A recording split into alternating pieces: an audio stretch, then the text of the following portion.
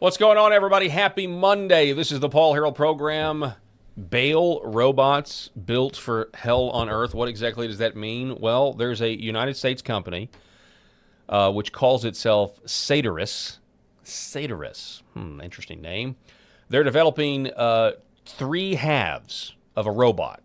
A centaur-style robot that is designed for dangerous environments such as wildfires, rubbles, searching toxic areas. But when you get a look at this thing, I think many of us, many people have already said, if I'm in a fire and I see that thing emerging from the flames, I'm running into the flames. I'm running away from that thing. We're going to talk about that, much more. RFK serving up some sweet justice on CNN over the weekend. Also, we'll give you an Iran war update. We've got a few new segments we're debuting today. One of them, Fourth Amendment funeral. We'll tell you about that. We got a great show for you. Hope you had a blessed Lord's Day, and the show starts right now.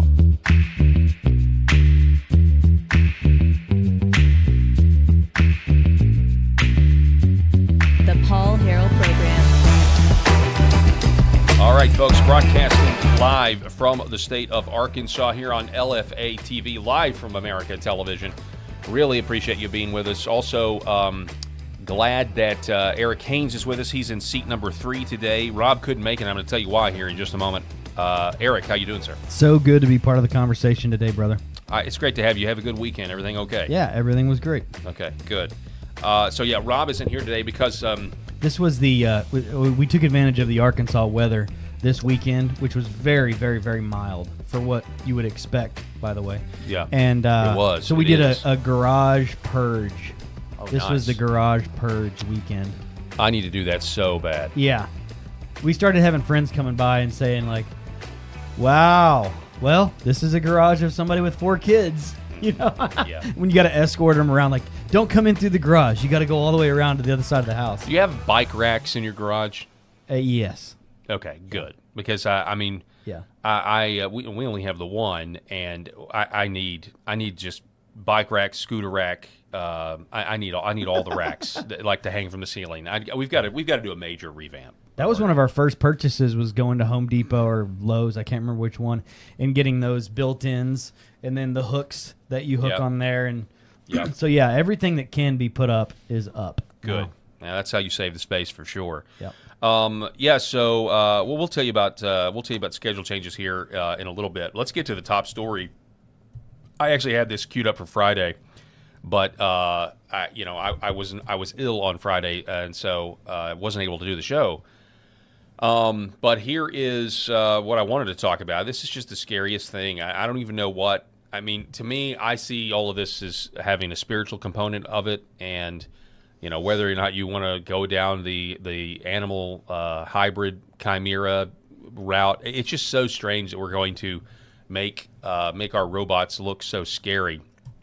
And this is what it looks like. This is a real thing. You can actually go to the website. Here it is, Satirus. Okay, this is the robot that they're creating to try to help in fires, natural disasters. I don't know. I know the things on the arm there, for the hands, it looks like cameras, but those also look like weapons to me. And it's just another reminder that we quickly have the technology to enslave ourselves, oppress ourselves, and yet they're going to say, "Oh, this is for good." We want to use this for good. But this stuff to me is terrifying, and it's weird that you have companies that are so I'm sorry, I'm not. I'm going to believe my own eyes here. I look at that and I see a cult. I see this is marketed to the occult. I think the BAAL comparison is perfectly fine. We've seen the photos of BAAL, the old artistic renderings of people handing their children, and it just seems like it's another data point for those that think this whole AI revolution is kind of based in the demonic, it's based in the satanic. And it's perfectly fine if you haven't come to those conclusions. Because I totally understand, like, if you're out there in the audience, or Eric, maybe you haven't come to those type of conclusions. I just feel like I see too much. I feel like I know too much. I've already come to those conclusions. But what would you do if you saw this thing emerging from the fiery rubble? I don't like the horns. I hate the horns. It should be a dog, not a goat. A dog. Yes. You're in danger, and then this loyal, awesome dog comes up, and you see the kid in the commercial like reach up, and the dog, lifts it up on its back and carries it to safety. Do goats do that? Yeah. That looks more like centaurs from the scary part on Harry Potter movies do that? No, they don't. Well, it looks more like a bull. Wait, did I say that right? Harry Potter, right? Not Lord of the Rings? Yeah, Harry Potter. I don't think there's any centaurs that I know of in Loader, but there may be in the books or it's something. Harry Potter. So that looks like a bull to me, though, not a goat. Just FYI. It looks like a bull. That's the whole BAAL. I was thinking imagery. Billy Goat. Yeah. Either way, a goat is satanic as well. That the goat face and the Star of Mendez and all of that is satanic stuff. Your mind went to Nebuchadnezzar and Shadrach, Meshach, and Abednego. Mine went 100%. to it looks like a Billy Goat. 100%. It's just terrifying. It's like, well, I just want someone to explain to me what we're doing. Like, what is the purpose of this? What is the purpose of the data center? Like, what is the purpose of all of this? And I don't think we're being given a straight answer. Oh, there's a good comment in the chat. Like maybe a unicorn, like one horn coming out of the front. My daughter would be like, "Yeah, come on, save me." Yeah. But that thing, no. Yeah, running back into the flames for sure. That's the thing of scary dreams for little kids. Here's a Catholic priest response to this. Father Cassidy Stinson says, "Look, I'm still not the kind of priest to say things like they're putting demons in the robots, but the chainsaw-wielding black drones with eyeball horns are making it harder to argue my case." Look, that's the one with the chainsaw. They're holding the chainsaw. Oh, no. Well, let's see how they perform under fire, under stress. I'm here to help you. That was like the Christian Bale Batman voice you just did right there. That was pretty good. Where are they? It's not who I am underneath. It's but what I do that defines me. Yeah. That was good. Thank you. That was really good. So here's Shadow Vezra talking about it. This is the same. This is kind of all went viral, back on July the 30th. But it kind of is a good segue because the memes were already great, saying that, well, because of the satanic BAAL-looking drone, they're now going to create nursing home assistants as well. And they have this nursing home assistant that is, I don't know if you can see it on your screen the way I can, but that is clearly Anthony Fauci. That is an AI rendition of Anthony Fauci as some sort of demon. Some sort of demon. That's the Fauci elk is what it looks like to me. Yeah. The Fauci elk. Yeah, he visits you in the nursing home when it's time to give you your daily dose of remdesivir. But that brings us to last week, and we talked about the lack of accountability that we're going to experience, that we're currently experiencing, that we're going to experience with Fauci. In all likelihood, nothing's going to happen. But there was an interesting segment that happened with Peter Navarro on Piers Morgan's show, and Peter Navarro has spoken out against this in the past about what was exactly going on in 2020 and how Fauci kept habitually overstepping his bounds. Of course, now we know with his diary and all of the documents that he was actively deceiving the American people. Good grief, even Bill Maher now on his HBO show or wherever he's at, even Bill Maher is now correcting his woke guests and saying, we have the diaries now. We know this guy was lying, and essentially the conspiracy theorists were right. The conspiracy theorists were correct. So you go back to hydroxychloroquine. Interestingly enough, when we first heard, when Donald Trump, this was before the ivermectin, it was hydroxychloroquine. That was the first therapeutic that was suggested from President Trump, and he talked about it, and immediately it was politicized. And Fauci, behind the scenes, we now know, thanks to Peter Navarro, squashed it all. I mean, but I remember doctors that I knew that I thought were, my friends, and not, let's just say that were at worst center right leaning, right? Maybe not as far right as me, but during the height of the pandemic here locally, I texted one doctor. I was like, "Hey, do you think if I get sick, you can get me some hydroxychloroquine?" And I mean, I got shut down immediately. Absolutely not. Absolutely not. And I was like, oh, okay. that was like one indication that I was just convinced. I was like, okay, well, it is being politicized, but everybody who's in the medical community is they're not listening to anything that's coming from the White House that Fauci or the establishment medical people don't want. And I'll let you speak to that, Eric, because I know you have firsthand experience. But this is Peter Navarro talking about how he had thousands of Americans would be alive today because he had that warehouses full of hydroxychloroquine ready to get to Americans. The best answer to your question, Piers, is hydroxychloroquine. I would guess, not knowing your views on this, that you think hydroxychloroquine is a quack medicine. But let me tell you this. This is one of the many fights I had with Tony Fauci. Hydroxychloroquine, we now know going forward with all the studies, is number one, it's a very safe medicine. Number two, it's particularly effective for prophylaxis, which helps first responders. And number three, it has a decent benefit in the first 7 days of an infection. So I had 1 million tablets of hydroxy sitting in warehouses ready to be dispensed to the American people. And you take this to the bank, Piers. If I had been able to do that, thousands of Americans would be alive. Now, where does Fauci come into this? And this is where the blame is. In March of 2020, Fauci in his diary, several diary entries, is on record saying that hydroxychloroquine is very, very safe. Good grief. He wanted it distributed immediately. He wanted remdesivir to go through trials, not the other way around. And he was all for it. The politics changed radically when President Trump said, hey, let's try hydroxychloroquine. There was like this just mass insanity in the left-wing media.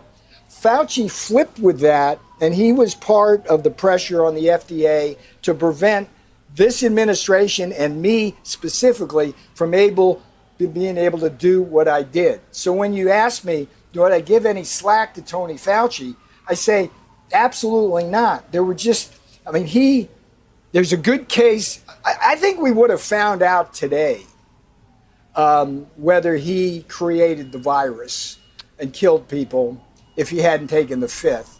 And if I'd been Rand Paul and the Justice Department, I would have given him immunity, good pun there, just to get the truth out of him. If you gave him like testimonial immunity, he would have had to answer those questions.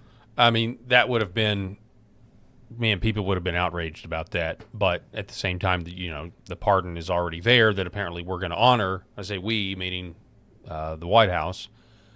So, but yeah, it's a fascinating truth now that's come out. He actually was for it, and then when Trump talked about it, all of a sudden, what happens?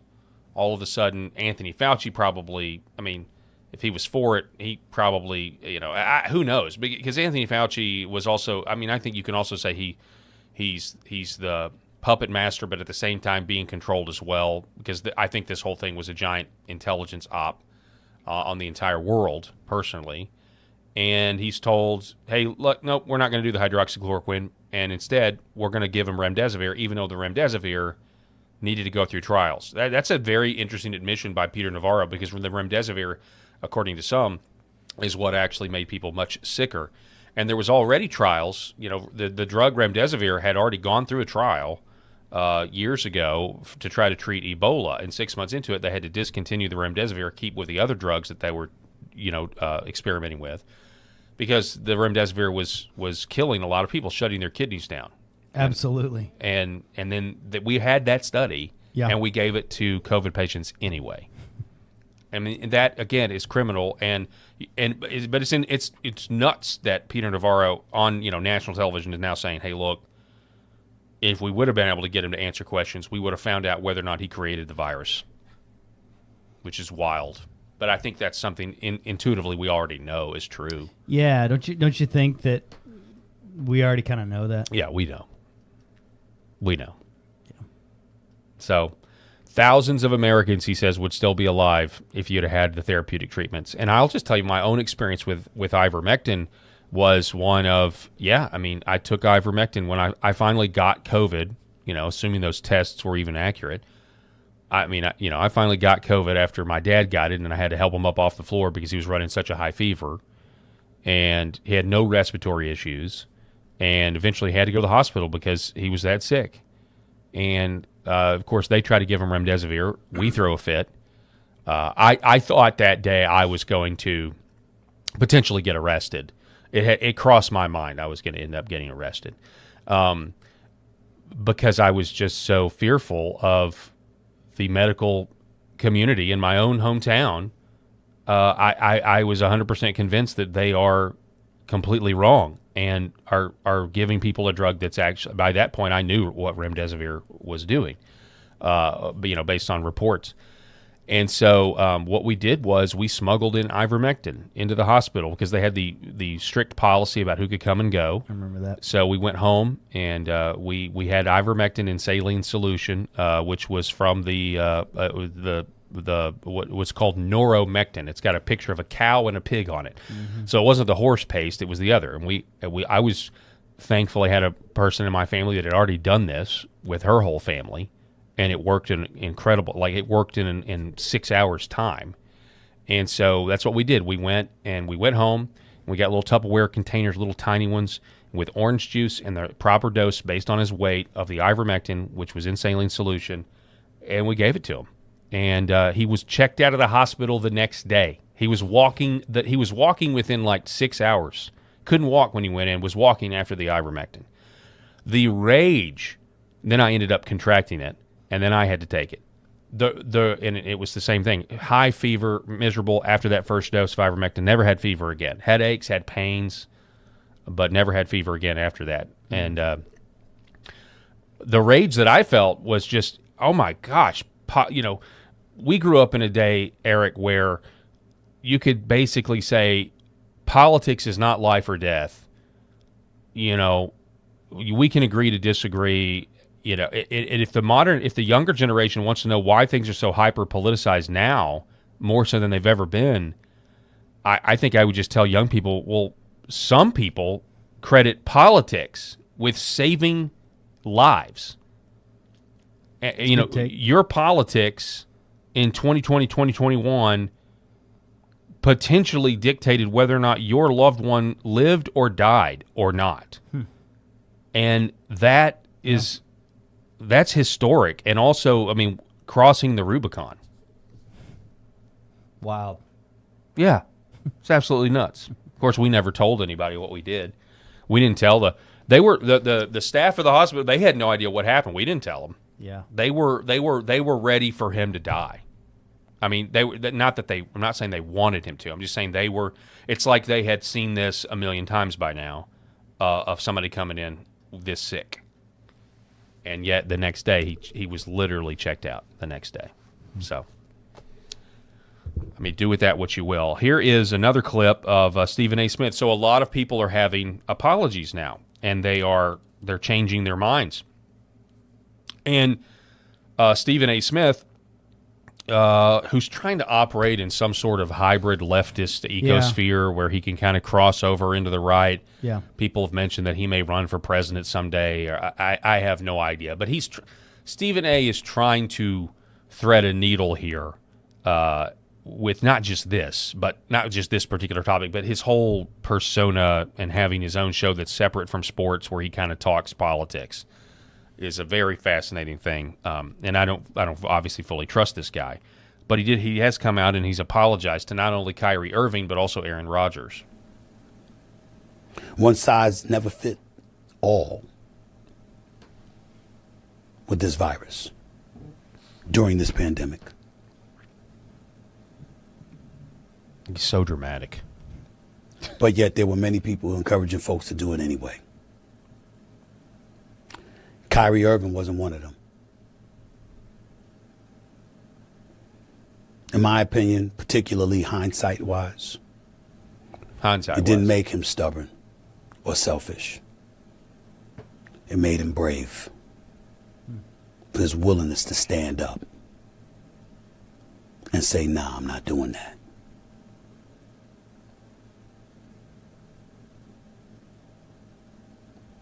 It's just a time for reflection and look at things differently. And with Kyrie Irving, that should certainly be the case. Especially now, after what we witnessed on Capitol Hill yesterday.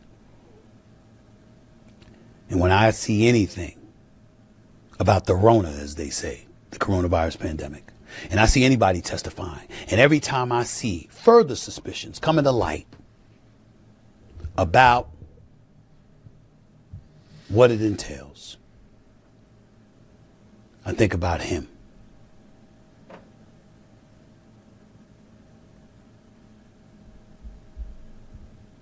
All right, I'm not gonna. I mean, it's a 6-minute clip. There's so many dramatic pauses in it. But he even mentions Aaron Rodgers and how Aaron Rodgers, he refused to get the shot. Kyrie Irving refused, and now, I mean, that's the other thing that's really lost here is that it is now becoming more more admitted that the whole thing. I mean, you've seen the movie V for Vendetta. You have the virus, then you have the cure, and the cure is worse than the virus. It's literally now becoming more like common dinner table conversation that's exactly what this country went through. Yeah. I'm going to just be very transparent with you in the audience. I really, really struggle with this topic all these years later now with summarizing a topic that is just so tough to summarize for it and to think through and to remind myself of all the things that I did, all the frustrations that I had personally, all the family members and all the decisions that we made, the things that we allowed ourselves to go through in an attempt to keep our kids in school, to be able to see grandparents before they died, all those things. And I consider myself blessed because I know, last week in talking about it, there was obviously a ton of audience members that don't feel like they got as lucky and have horrible, horrible stories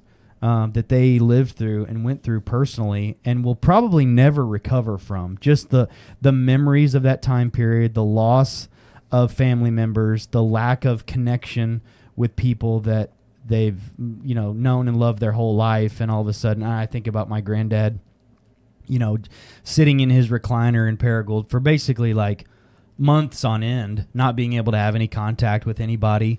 Thankfully he was still home taking care of himself, and we were able to find ways to bring him some joy every once in a while. But I mean, there were plenty of others that were just sent to nursing homes to die. The things that we did to be able to get on an airplane, to be able to travel and to go into grocery stores and to just let our kids go to school and try to learn how to read, like that is scarred in my memory and will be probably for the rest of my life. And I know it has certainly scarred a whole generation of young kids who went through it, who missed graduations and proms and fun and growing up and interactions and togetherness and all that stuff. And then again, on the flip side of that, I know healthcare workers that were put in horrible, horrible positions. Mm-hmm. And I see it every day in my occupation now, where our nursing community will probably never fully recover. It'll take a whole nother generation to get back to the kind of staff and situation that we had pre-COVID, in the quality of folks that we had in that profession. Because so many thousands of the great ones that were there, that were mentors for the young ones, that trained young nurses and hospital workers, they left. They couldn't take it, what they were being put through and what they saw their administrators of their hospitals deciding for them and for their health and for their patients' health. And it's really sickens me to think back about it now. Seeing Dr. Fauci on that stand or in that seat last week doing what he did, it literally made me sick to my stomach. I'm sorry, man. It really, really did, because I saw so many decisions that hospital administrators, state administrators, state politicians, everybody in the mainstream media. What does Dr. Fauci say? What does the Fauci administration tell us? What does the God of science think we can do now? And I saw that play out so many times in the hospitals and surgery centers and clinics and places where I work, and it's it's just a terrible, terrible, terrible memory that I hope. It's like sometimes my kids were young enough to where I don't think they were as scarred as others are, but I just hope that the frustrations of the adult world and what they have teaches them a lesson not to ever let this happen again, and that the young kids in the generation growing up right now can put that back as far deep into the back of their brains and in their memories as they can.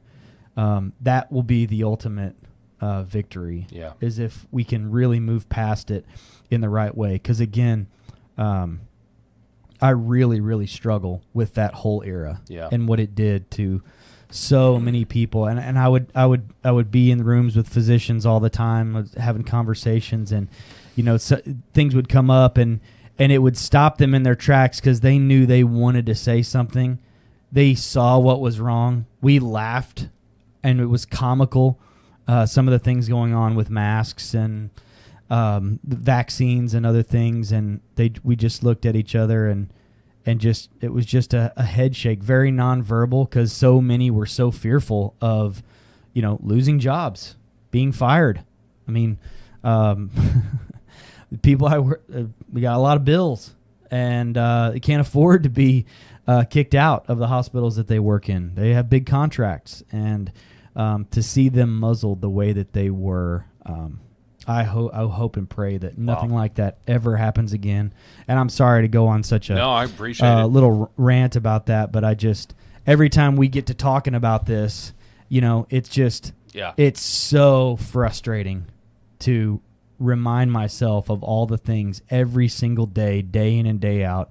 And sometimes I'll just sit there and I'll literally hit my time lapse and go back 5 or 6 years from now, and I'll do this for years to come, and I'll just scroll through some pictures from back then and a lot of the things that I was taking snapshots of, and memories that I have, and it'll just push something up front that just frustrates the ever-loving crud out of me. Yeah.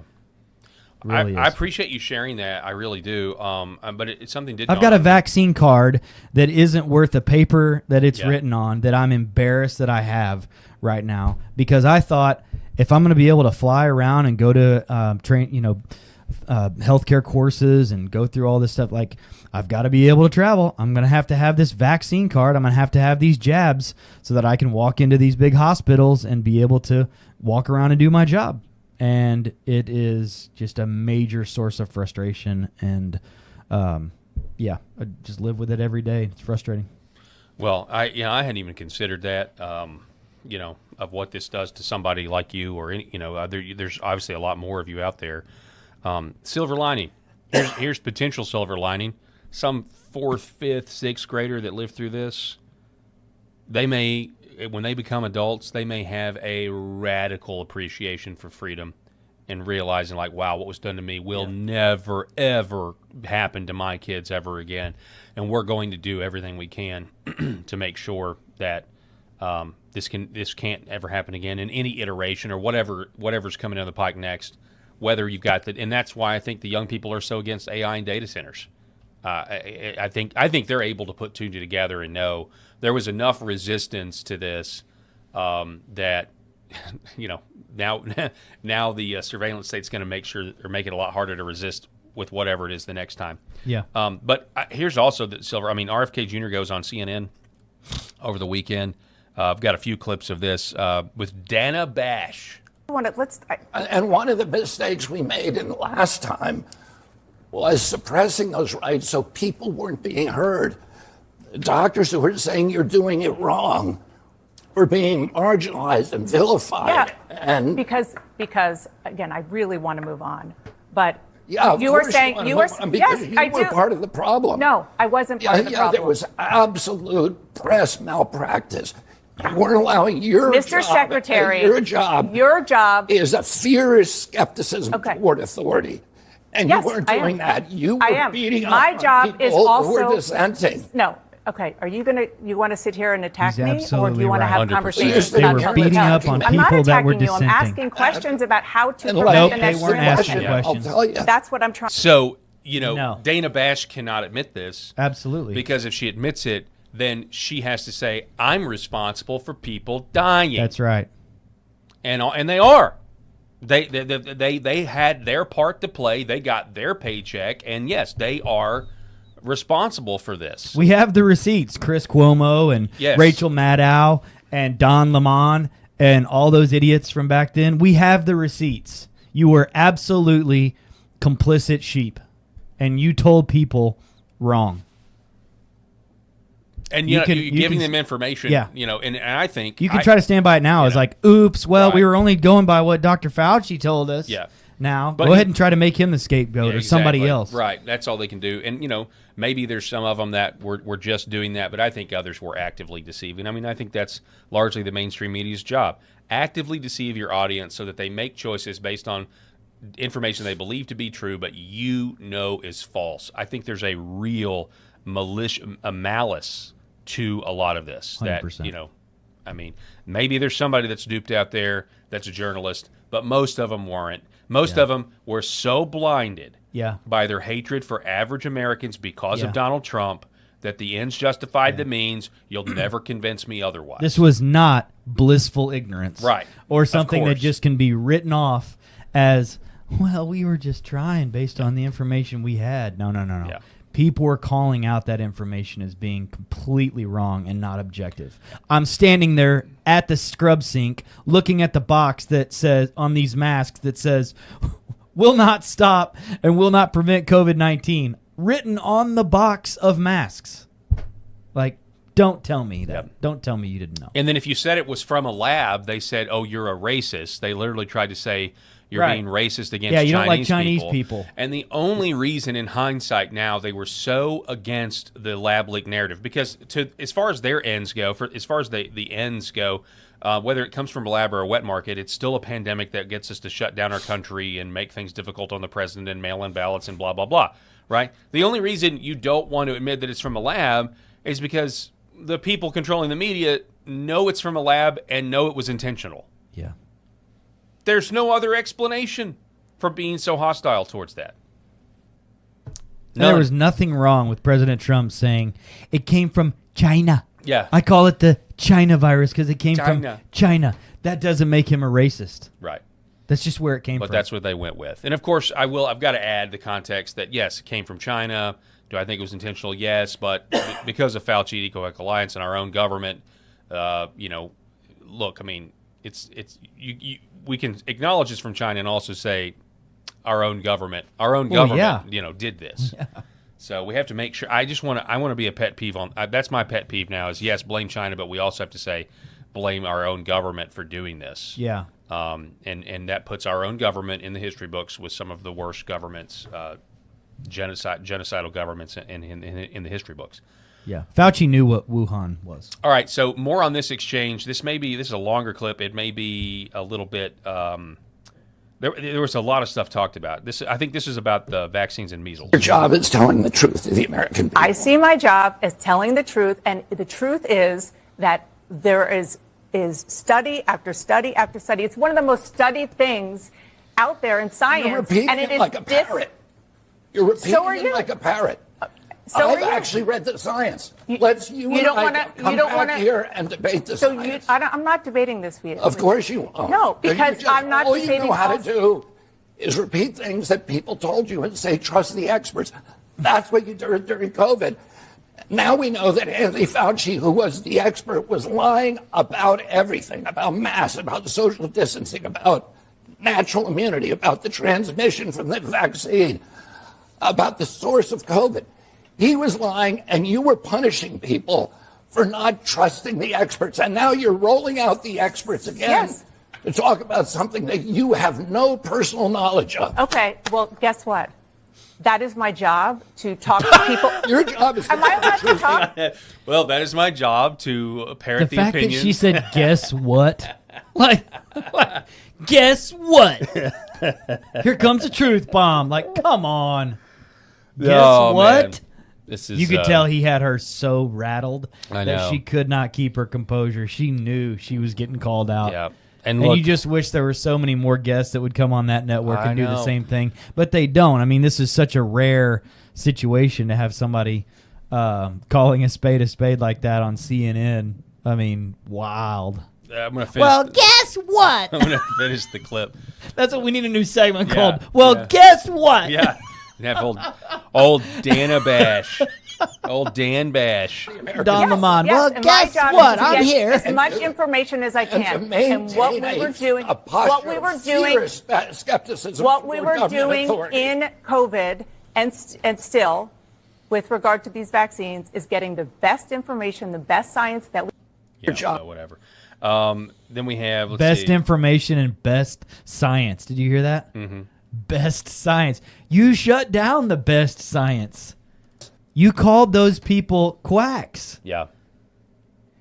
This may be the same clip that we're going to hear, but it's also a little bit a different length. So let's listen to this one. You are the HHS secretary. No, it's a little different. And you are talking about things that lead to vaccine hesitancy in this country, and it is something. By the way, I mean, we've got to talk about how when they go to break from this ad, or when Oh, we go to the break man. from this Can you segment, imagine? it's going to be like, you need this vaccine brought to you by Pfizer, or you need Sky Rizzy to help with your herpes, or whatever. Sky, I don't even know. Sky Rizzy is the dumbest name for, I don't know. What is Sky Rizzy for? It's for something, right? But get this, they've even got vaccines now where they're just like, Control is everything to me. Yeah. Oh. control your herpes today. I don't know if I don't think that's what it's for. No, but it's not. They definitely they've got vaccine, or they've got medicine now for for gay people now, and AIDS and stuff or whatever. I don't know. They've got all of this out there.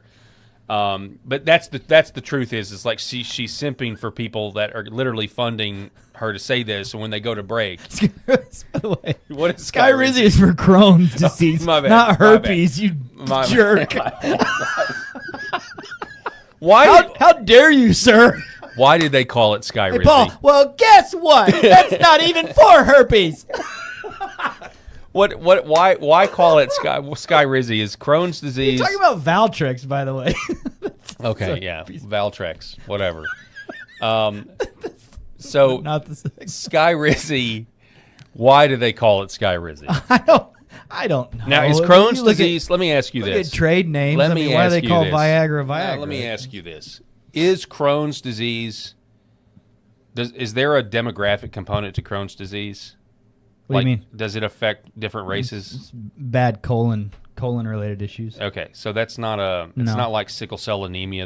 Okay, all right, well, because to me it just sounds like some sort of new rap song, No, it's Sky Rizzy. I know folks that have it, and it's really debilitating. Okay, It's well, frustrating. yeah, with Crohn's, right? But it just seems. Oh yeah, sorry.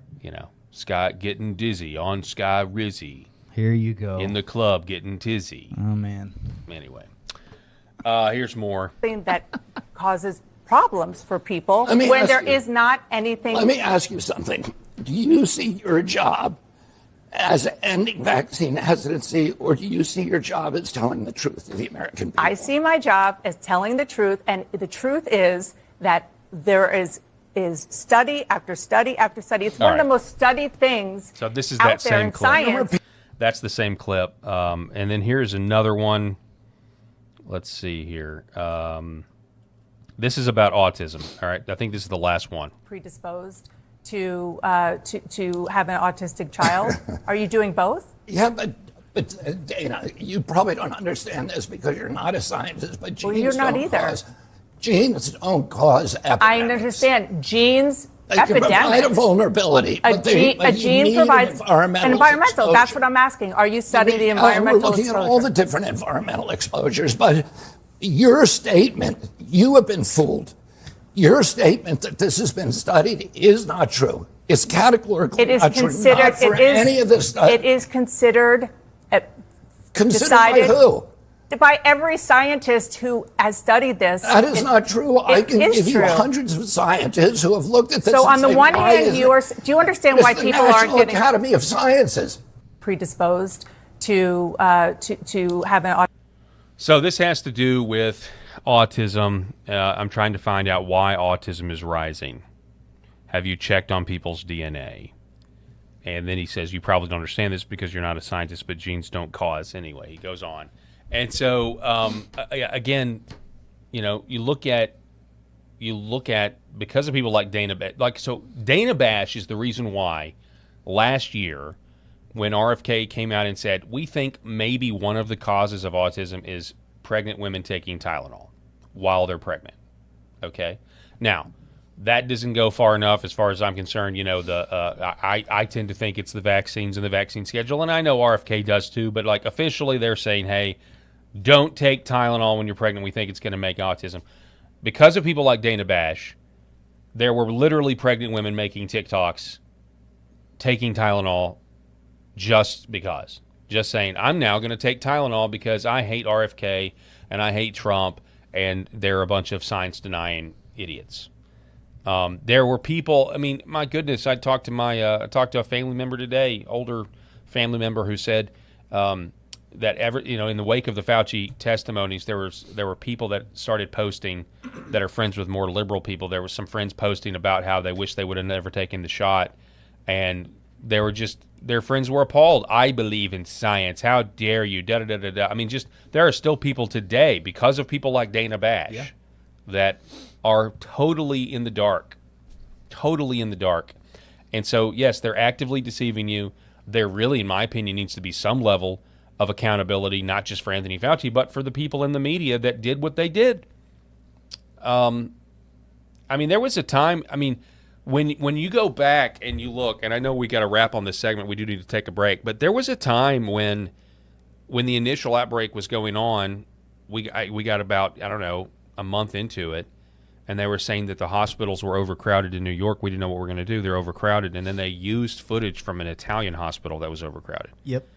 And that happened. I said, that's an Italian. Once I found out I was like, well, that's not a mistake. Yeah. That's not a mistake in the media. The media, you just know from doing this show, like the way we do this show, which is not the best sourced show ever. I mean, I've put tweets up there before that are wrong. We sometimes have caught it in real time. Oh, that's not actually the quote or whatever. But if you're curating an actual story for the New York Times, there's no way to accidentally put in footage from a New York hospital that's really an Italian hospital. There's the only way to do it is intentionally doing it. I remember when that happened, when that was put out, and the pictures looked weird, and I messaged a buddy of mine that works up at NYU Langone and just said, hey, look out your window right now, because he works in the operating rooms up there.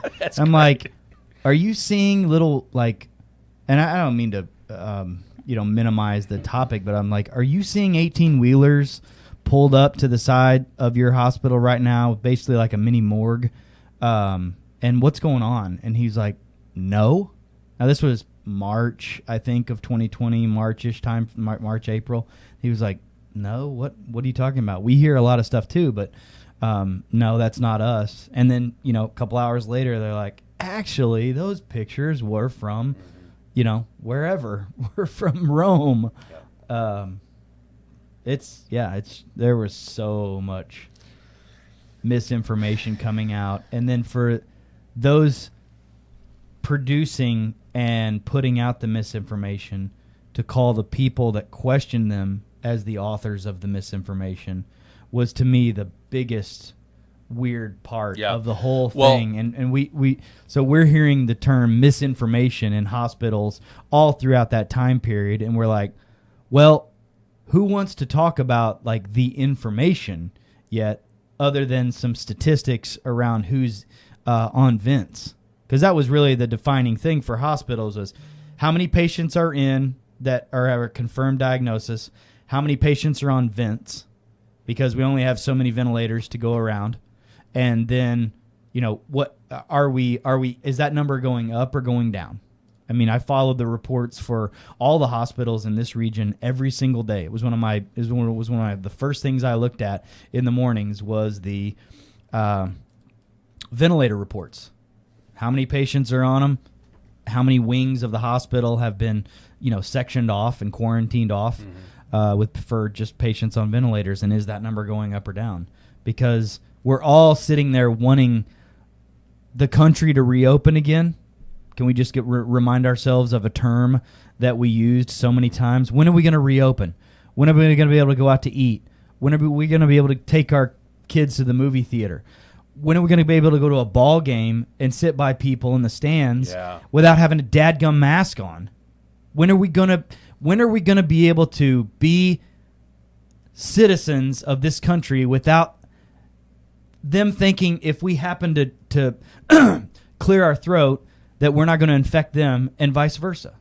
When are we going to get back to that? So this was one of the primary endpoints back then was how many people are on ventilators. And so then when that stuff comes out and you hear that it's misinformation, it's so frustrating because it's like the seed's already been planted. You can't really put the genie back in the box when that stuff comes out because enough people are already infected with the misinformation. Yeah. And then so then for mainstream folks like Dana Bash and all of her ilk to start talking to others, and I'm so glad RFK called her out on it. Like, y'all were the ones that were the authors of misinformation because politicians were telling you that's what you needed to say. Mm-hmm. Yeah, and the swapping the videos was also not a new tactic. I mean, earlier in Trump's first administration, they tried to say that Trump had betrayed some of our Middle Eastern allies by showing them get obliterated, when in reality that video was from a munitions testing site in Kentucky. And it was all these explosions, and they tried to say that that's what happened. This was going on all the time. And again, you don't make that mistake by accident if you're in the press. That is intentional. You do that intentionally. Here's the last clip from RFK. He then goes on Fox News, and he talks about Lyme's disease. Lyme disease that almost certainly came from these experiments that is now devastating our country. RSV that came from a laboratory, which is now the biggest killer of children in our country. And of course, the COVID-19 pandemic, which was a trauma for the whole globe. And all of those have been linked credibly to gain-of-function research. So it's something that with enormous cost and no proven benefits. Gain-of-function research. Yeah. The Secretary of Health and Human Services is now saying on national TV that the U.S. government, or whoever's funding our gain-of-function, the U.S. government is responsible for Lyme's disease and RSV, and COVID came from a lab, and that the U.S. government did that too. He may not be saying that explicitly, but how many people have Lyme's disease that have had their lives destroyed because of it? And it's the government that did it. And now that's why people credibly think that alpha-gal syndrome, the allergy to meat that is now in ticks, and people finding ticks all over their property, is also something from the government, because they literally are treating us like sheep. We don't need the flock cameras, to know that. It's a long-standing operation that's been going on against this country. We're going to take a break, and when we come back, ladies and gentlemen, we're going to talk a little bit about the surveillance state, as a matter of fact, and everything involved in it. Before we do go to break, I meant to do this at the top of the show, but I want to remind you that the Paul Harrell program is powered by the Healing Veterans Project. That's the Healing Veterans Project. You see the QR code on your screen. Scan that so that you can donate to get veterans life-enhancing red light panels that have been prescribed to them by a doctor, but the VA will not cover it. The VA won't cover the red light therapy, but they will cover things like opioids and Vicodin or whatever, Percocet. And so I want you to go check this out. I'm on the board of this great organization, healingveteransproject.us. That's healingveteransproject.us. And I want you, if you want to donate monthly or one time, scan the promo code on your screen. I'm sorry, the QR code on your screen, and then you see my email there, paul@healingveteransproject.us. I want you to email me if you've got a business and you want to help us, meaning if you want us to set up something for your customers at their point of sale where they can donate $1 at checkout, or if you know of anybody that's got a business that is a retail business like that, email me and we will make this happen. We can even pay an affiliate marketing fee to the business to make sure that they don't incur any cost by setting the software up or anything like that. Paul@healingveteransproject.us. That's Paul@healingveteransproject.us. We're going to take a quick break. Don't go anywhere, ladies and gentlemen. We got a great rest of the show for you here on Live from America TV, as well as the Paul Harrell Program YouTube. We'll be back here in just a moment. Why is Red Vibe different? What sets it apart? What sets us apart from the standard red light panels? This is a medical grade device, and what that means is the red light bulbs and the near infrared bulbs have very specific wavelengths. If you think about the wavelength as the medicine, the 635, the 670, the 810, the 850, those were specifically chosen because those are the most powerful effectors of the cells. So those specific wavelengths, when they get into our body, when they affect our tissue, they spike energy production, they help with nerve pain control, they increase stem cell counts. There's very specific mechanisms that those specific wavelengths work at, and that's the medicine. So if you think of, say, a medicine as an Advil or a specific steroid or a blood pressure medication, the wavelength is the medication. The other part of that, whenever you take a medication, is dose. Right? So you have the medication. So if you take 1 milligram of Advil, and the average dose of an Advil is 200 milligrams to 800 milligrams, it's not going to work. That doesn't mean the medicine's bad. It just means you didn't take enough. Right? And so even if you have the right wavelengths, first you have to have the right medicine, and then you have to have the right dose. And to have the right dose, you have, in light therapy, you have to have enough energy. So you have to have a powerful bulb. The LED bulbs, or light emitting diodes, have a specific wavelength, and that wavelength is the medicine. And the wavelengths that have been studied and published on that are the most powerful in affecting healing and the changes that we want to see with our bodies and our health are the 635 wavelength, the 670, 810 nanometer wavelength, and 850 nanometer wavelength.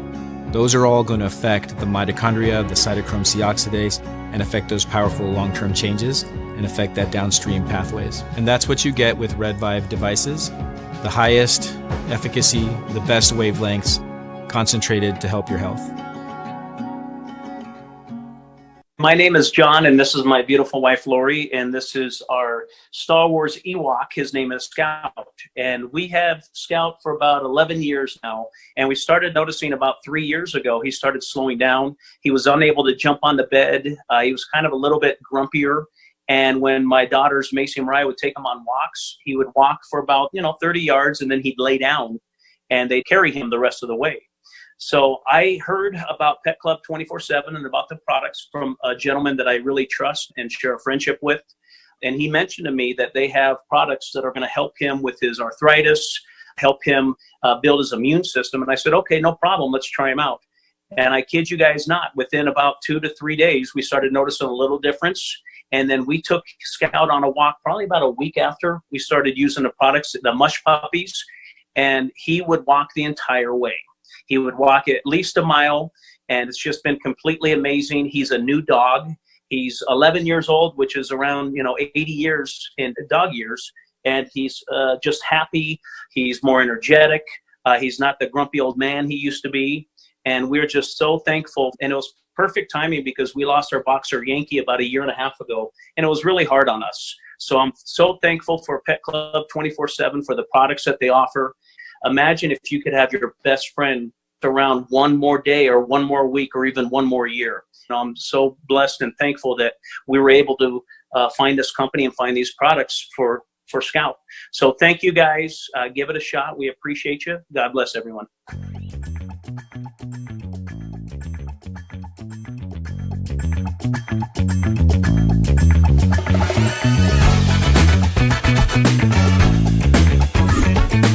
The Paul Harrell Program. Welcome back, folks. Thanks so much for being with us. All right, so We're going to move on. We were going to move on from this Fauci COVID situation, but then this just dropped. I just saw this during the break, so I just felt like it's a good bookend to what's going on. Aaron Rodgers on the Pat McAfee show being asked about this whole situation. Listen to this. Is everything better? Is everything funner? Is everything more awesome? Like, how do you kind of view this year versus maybe the years of the past? I'm going to plead the fifth. Okay. Okay. Like gotta love that guy. Okay. Like that absolute coward, Tony Fauci. Absolute coward. Yeah. Hey, it's back, baby. Are you kidding me? Yeah, 111 You times. got a pardon and you're in front and you pleaded over 100 times at the White House? What are you scared of, Tony? Yeah. I thought you were the science. Yeah. I thought you were I am science, and you get up there and you can't answer a question? Yeah. What are we doing? And how much time did the network spend at that? How much time did they spend on my responses every week, on my vaccination status, on Taylor and Travis's wedding? Yeah! Did they do even a minute? Did they do even a minute on Tony Fauci? No, I don't think I've heard anything. I bet they didn't. But on that note... Then there was another scandal this offseason, too. Is everything better? Is everything funner? That is the type of... When you've broken through the sports ball, right? And good, look, I love football. I'm not an NFL guy, but I love football. Who doesn't love football in the South? But when you have crossed the Rubicon into the sports podcast world, and now you're getting that audience that is, let's just be honest, most of them are not that engaged on the intricacies of what's going on politically.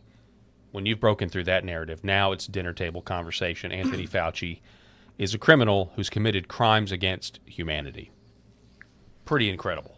I tell my kids all the time that, and this is not meant to, overinflate their egos in any way, but it's just to encourage them that they are. I tell them, you guys, you're lions. You're not sheep.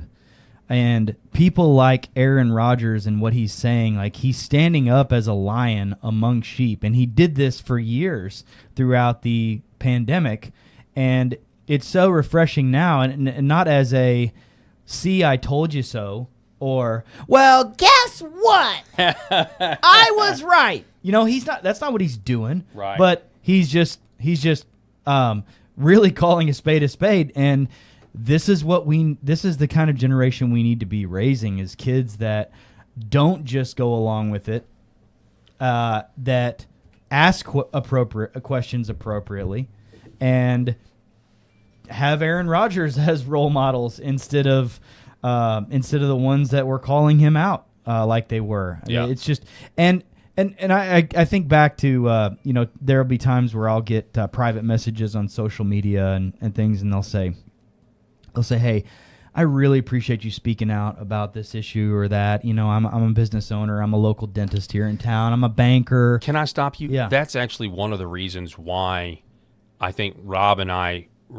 was like, I think Eric Haynes would be a great addition to the show, reoccurring guest on the show, was because of you being willing to speak out on your personal from your personal perspective on social media and things like that. So, well, it comes from a place of humility and a place of just a need for objectivity in an inobjective, or an era where objectivity is so lacking and balance is so lacking. And so, like I said, I would get these private messages from folks who would say, you really like a voice for me. I'd love to say what you say, but I can't because, again, I'm a banker in town. I'm a lawyer in town. I don't want to offend half the people that I might be representing, or I might be filling their cavities or doing their banking or whatever their occupation. I'm a restaurant owner. I don't want people not coming to my restaurant because I speak out for these things. And so thank you for being a voice for those of us that don't speak out. And that's so true to this situation, is that you have to have people that can speak out like Aaron Rodgers did at his level in sports, and that have the I guess don't feel like that they're burdened by their occupation. And I don't let my occupation burden me and keep me from saying things that I feel passionate about. And that to me is what, afflicts so many people in their culture, is that they're just, we came out of like this woke cancel culture, and people still, and they may never be, feel like they're okay with speaking their minds really fully again. But I just noticed that for so many years during that era where, it was like my physician buddies couldn't say anything because, the CEO of the hospital would fire them, or, whatever, or people not thinking that their customers would be loyal to them anymore if they spoke out. And so you just had everybody just huddled into corners as sheep for a really, really long time. And you see interviews like this where Aaron Rodgers is like this was the whole point of saying, you guys were so worried about me and what I said, every word that came out of Aaron Rodgers' mouth during the time, and then you guys would just jump on him and blast him. And it gets right back to what RFK was saying about Dana Bash. Dana Bash and all of the idiots in her realm and circle of influence and CNN would be the ones that would have been piling on top of Aaron Rodgers and everyone like him and me and so many others who would have just said, can we really think through this a little bit, and that it doesn't make sense to have our children vaccinated? Like, we've never done this before in our lives where we have encouraged vaccinating children to protect the elderly. That's not science. That's not healthcare. That's never been the way we've ever done it in history. So can we just pause real quick before we do some really drastic things to a generation of kids and make teachers have to teach behind masks just to be able to go, and for school boards members to, send people out of school board meetings in handcuffs because they stood up and said, hey, why are you guys doing this to our kids? Yeah. Can we please have a conversation about this? No. We're voting. Get out. Come arrest it. How many videos did we see of that? Yeah. Insane. Sorry. That is a good bookend for that segment. And I know I didn't intend for that to go that long, but hey, that's the benefits of having 2 hours here for the show. So now we come to our new segment. It is now time for the Fourth Amendment funeral.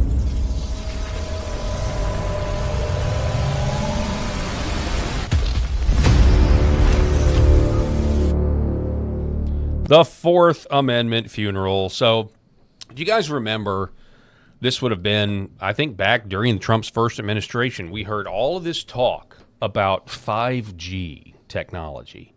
You remember this, Eric? I'm sure you remember 5G. Absolutely. Okay. Now all of our phones are 5G, apparently. I don't know about you, though. I haven't exactly noticed anything is faster. We were told 5G is going to make... I'm pretty sure things are loading about the same speed that they were. I don't know if we're not tapping into the power of it, if it's being reserved. I don't know anything about that. I know there's something with the different spectrums that it's broadcast or whatever.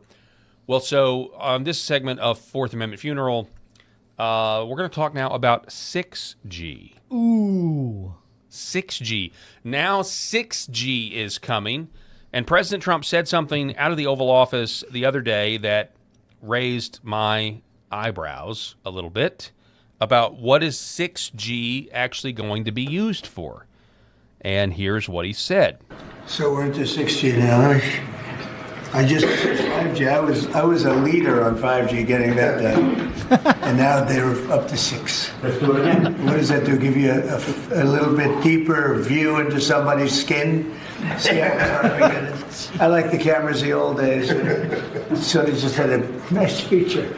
Now they cover every little. Let's see, Michael, you're in good shape. You're not gonna. But I tell you, it's so the 6 is coming, huh? So we're into 6G. So.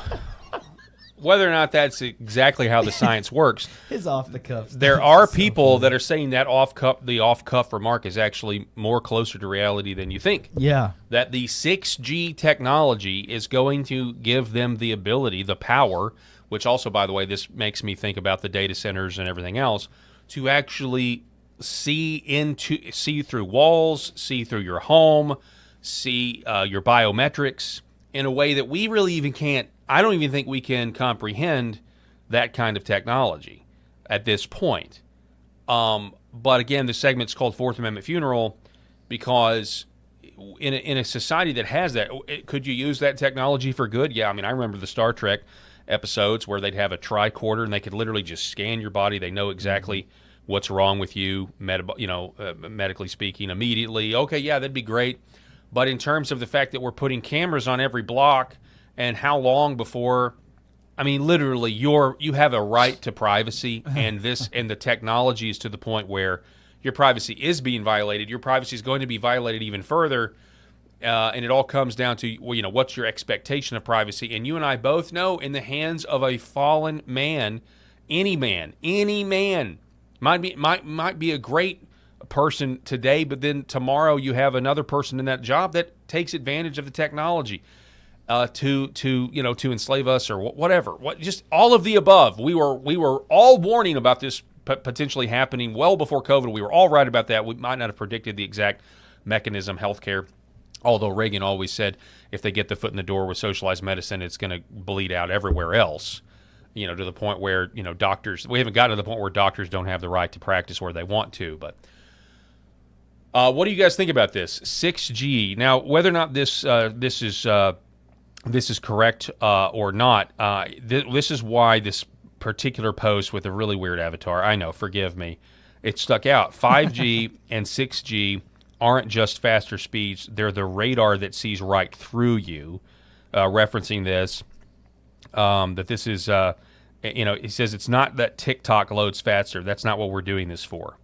Millimeter waves and terahertz turned into a weapon. They map your body in real time, read vital signs. Now, one of the people in the Trump administration that has been speaking out against this in various forms has been RFK. Now, he definitely did it before he got in office. He talked about that that we don't have the same frequency regulations that Europe does. For example, and he said this on a podcast where whatever the frequency is that can cook human flesh or start to kind of irradiate us to the point, our frequency limits are back it off just a hair. Here's where it's obviously detrimental to your body, and we're going to back it off a little bit. Whereas Europe is allegedly much lower on that threshold. Now, you were telling me, and I don't know if I don't have the clip, but you were telling me that you heard RFK talk about this recently, Eric. I'm pretty sure it was in reference to, keeping this technology away from young kids. And I think he even made a special note for little girls. And I don't know necessarily what the full point of what he was trying to do, except for their, reproductive health. But I was definitely taken aback by it, just because I haven't heard that much about 6G. Mm-hmm. Really, have you? I mean, no, I haven't. This is really kind of the first that I'm starting to hear about it. But I put it on the radar because no pun intended, I wanted you guys to have this on your radar. This is just one of the many examples where we can say, we did a whole show on flock cameras last week, and where we can say, hey, look, we've got to start speaking out about this. We've got to start being vocal about this. I know it is one of the administration's goals, with the Project Stargate and the data centers and everything else. I get that. That's kind of the price, if you will, of backing certain candidates and everything else. But that doesn't mean that we're going to not speak out against this stuff going in local communities and everything else. This is America, and if you don't like something going into your locality, speak up, get organized, and fight it with every right that you have left while you still have it. We say this all the time with the Second Amendment. Right now, I'm exercising my Second Amendment right, okay? When I carry open or concealed, I'm exercising my Second Amendment right, okay? When's the last time any of us have exercised our Fourth Amendment rights? And I don't even really know how you do it anymore because we're voluntarily carrying around these cell phones in our pockets. So, maybe that is on us in a lot of ways. The rise of the neo-Amish could be a real thing where people just devolve their technology. I know there are some parents that are already doing this. There are some parents that tell their kids, and I don't know if I agree with lying to them, but some parents will just turn their wireless router off, and they'll say, hey, the router's not working today. We'll have to get Dad to fix it. And what that does is it basically decomputerizes their whole house, and all of a sudden the kids are now reading books, drawing, outside, playing, drinking out of the hose, or whatever. And so some people are already choosing to do this. And by doing that, you're actually exercising a degree of privacy. The danger is with the 6G technology, man, if that really is true, and you're talking about, biometric data and that sort of thing, my goodness. I mean, I don't even know I don't know what the future looks like when it comes to that. But it's like every sci-fi movie you've ever seen, negatively speaking, on steroids. Well, we have to keep in mind, too, that every year we are advancing in technology as much or more as we did cumulatively the past 10. Mm-hmm. That's kind of our exponential percentage of technological growth right now, is that every year we grow and we figure out more than we did the past 10 years combined. So think about that for a minute. Yeah. And let that sink in. So when you start talking about a long-term plan, I mean, I'm thinking right now as a father of 4 with 4 young kids, I'm thinking about colleges and vehicles and all those things. And part of me pushes back on myself a little bit and is like, well, are you foolishly preparing for something that may not even be a course of reality? Yeah. I mean, are my kids going to go to a higher learning teaching institution, brick and mortar college like I went to and like my wife went to? Do we even need to be talking about that? And I'm not just saying difference in trade schools versus versus the college system, but it's like, will that even be that much of a thing? What is AI going to do in the next 4 to 5 years? I mean, really? What could the future look like?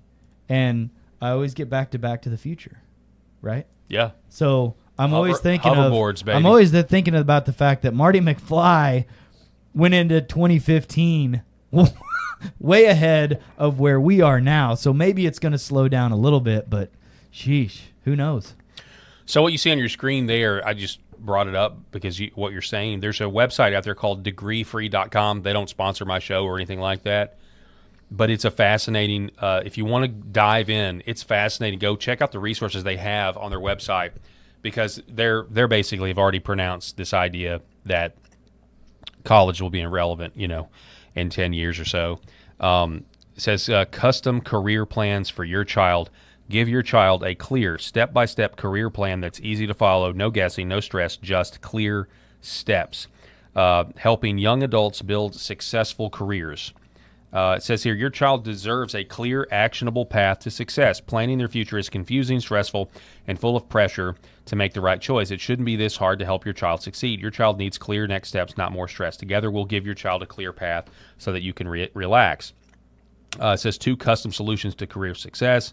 You just got this whole thing where you can get started, and having discussions about, when your child becomes, kind of like a young teenager or something like that. Like, what do you want to do? Like, you don't necessarily have to go this traditional route. What do you want your work day schedule to be like? Like, what's important to you? Do you, and this website has plans for this idea of, because of technology, everything is looking totally different in terms of, hey, you can't be an adult until you're 22 years old, 23 years old, and graduate college. And it really kind of is going back to the way I think we're that may be one of the benefits of this. Yeah. One of the silver linings in this is, hey, look, I mean, our great-grandfathers grew up really fast when they were 17, 18 years, or our grandfathers grew up really fast when they were 17, 18 years old, had to jump out of planes and go fight a war. Yeah. I don't want a war, okay? I don't want a war, but they were able to do things. They were adults, okay? A lot, and we've got this extended adolescence that is a huge problem. Oh, yeah. And then not to mention the fact that so many parents lament that they let their kids go to college in the first place.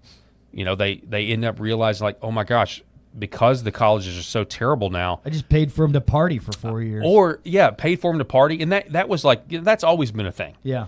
But giving them over into the hands of the enemy that's actively challenging them on everything, but not just like, hey, you know, how do you know there's a God? It's like way worse than that. It's trying to convince them that wicked behaviors are actually good and virtuous. I mean, it's so much worse than it was on so many different levels. So something to think about there. I just wanted to throw that out there. I got to say, my wife graduated from the journalism school at Mizzou in Columbia, Missouri, and she still remembers to this day one of her professors stopping the class at one point very early on as she was just getting started, and they literally stopped everyone and said, hey, how many Republicans or folks in here would you say are very conservative Republican students here, and wanted a showing of hands, because they basically said, this probably isn't the industry for you. Wow. If it is. So we want you to go ahead and know that in advance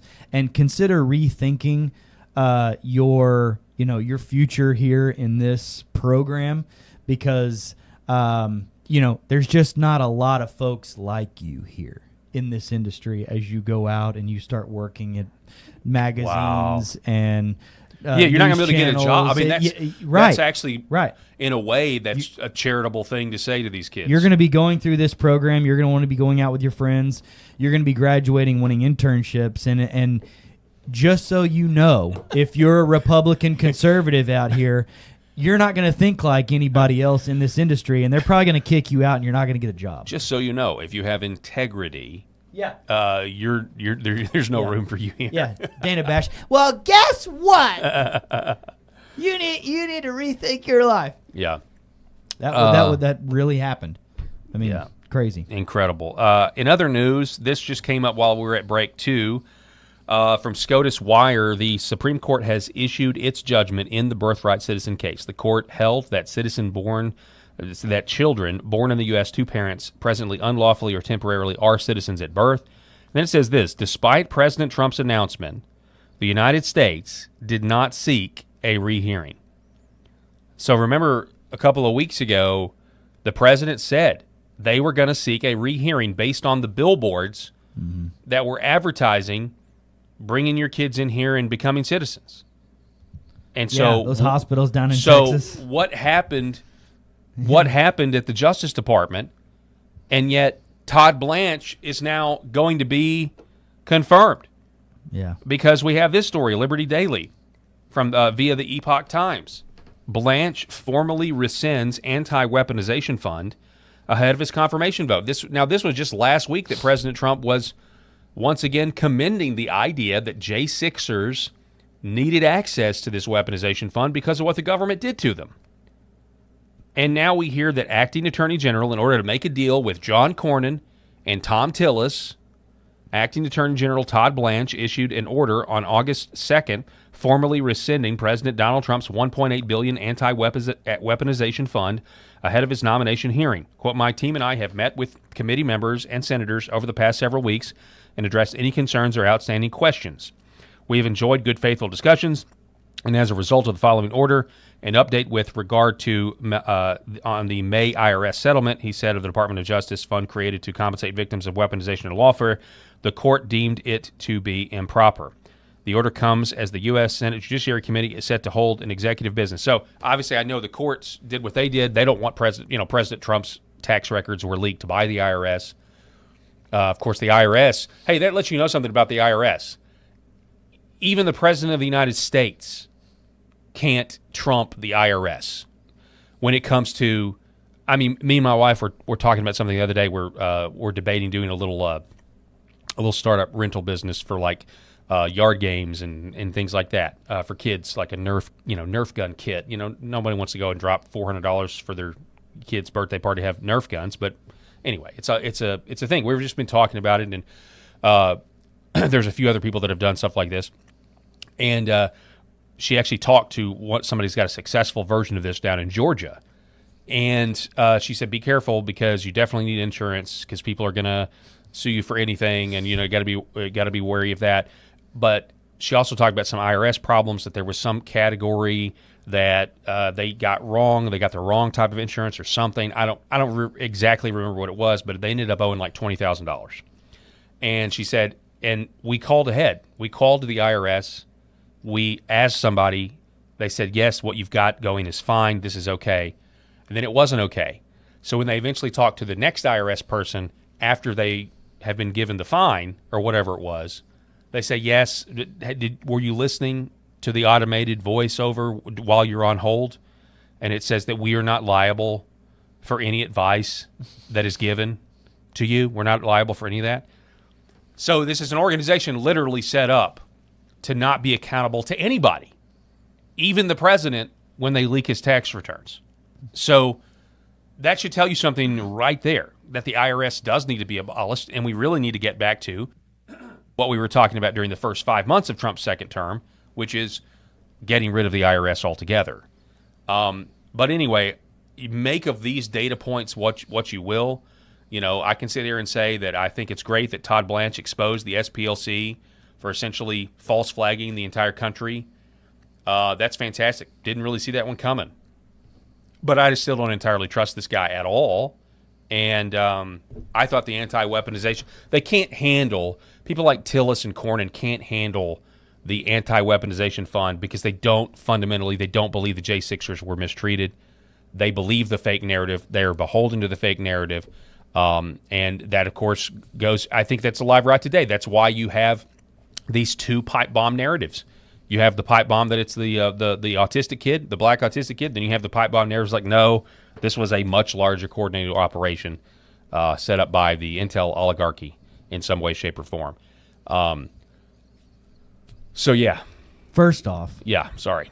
Let me know when I can schedule the Nerf War birthday party. Yes. I've always envisioned having one of the Gatling guns, yes. Nerf guns that I can just literally fire off about 100 rounds. Yeah, okay. You're giving us some school shooter vibes. Into some, little Nerf, into some children. But I can totally see how the liability insurance for those headshots. Yeah, it's like he's like. Yeah, it's really cool. I mean, I've seen some good videos, man. It's a really neat idea. We're in. You just let us know when we can schedule that birthday party. You got it. We've got a 7-year-old that would be all about that Nerf Gatling gun, dude. And I honestly, there's other things too, like badminton and croquet and everything else. But like the Nerf gun, I was like, dude, that'll be out the entire time. You'll probably need multiple versions of that. And I'm sitting here thinking I'm just like. Yeah, I would love to acquire those and play with them myself for sure. Yeah, because the Gatling gun and the Nerf weapons. So when I was growing up, I'm sure you remember this too. Like the Nerf guns were few and far between. There was the Nerf bow and arrow. I remember it had one of those. That was really accurate. Very, very accurate. The sight on the original Nerf bow and arrow. Yeah, and I shot my sister's eye out with that. I scratched my sister's cornea with a Nerf bow and arrow, and she had to walk around with a patch for like 2 weeks. Sorry. No. It's actually comical because when I was very, very little, I remember I was at my grandparents' house. I remember this, and my grandparents when I was very young, they lived in Blytheville. This was back before Blytheville became what it is now, and there's a lot of people that don't want to live in Blytheville now. And I got a cork gun, right? Got a cork gun. Yeah. You got to be careful with that. They got it out. They literally lectured me, Paul, you got to be careful with this. It's the first thing I did is I shot my sister in the eye. Scratched her cornea. Had to have the patch, right? Yeah. Fast forward years later in the 90s when the Nerf bow and arrow comes out. It wasn't the first thing I did, but eventually I call her name. Hey, she look up, boom, right in the eye, right? Okay, twice, patch, right? Years later, I'm in high school, and something happens.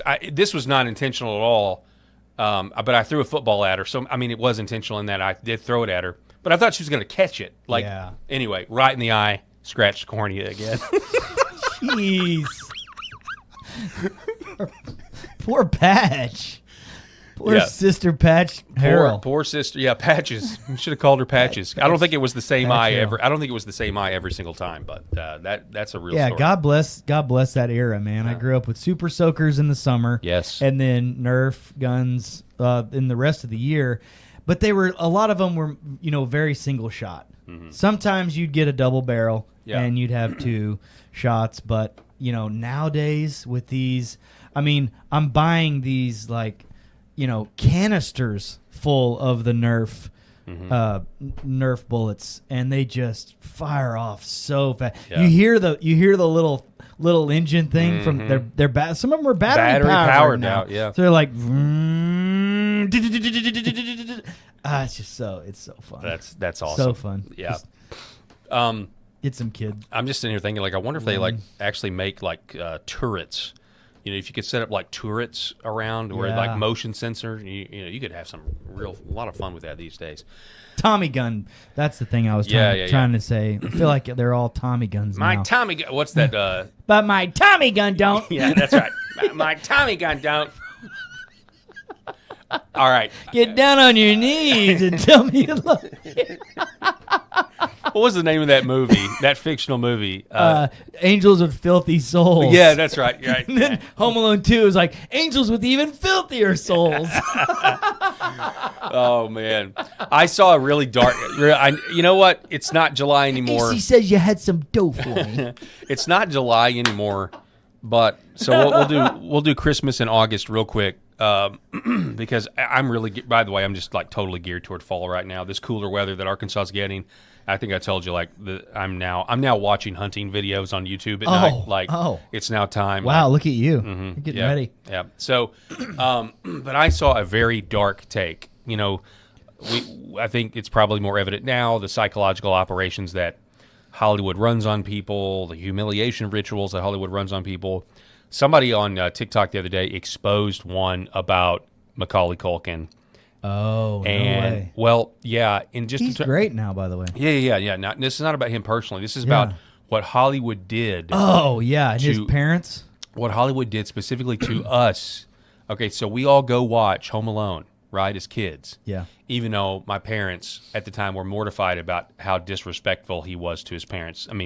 I would have gotten so many spankings if I'd talked to my parents a tenth of what. Every year we go through when he's on the step going up to the upstairs and he says, I am upstairs, dummy. Yeah. When he's talking to his mom. Ooh. Every year it's a thing in our house where the record stops and scratches. We literally push pause.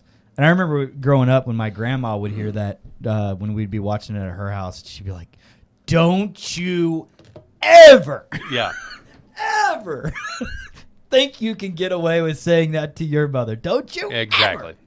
So we're all watching this film. We love it. It turns into this hilarious thing. Here's Macaulay Culkin, and then pretty much the next film he was in was My Girl, where all of these people, young kids, go see it because Macaulay Culkin's in it, and Hollywood makes us watch this kid get murdered to death by bees.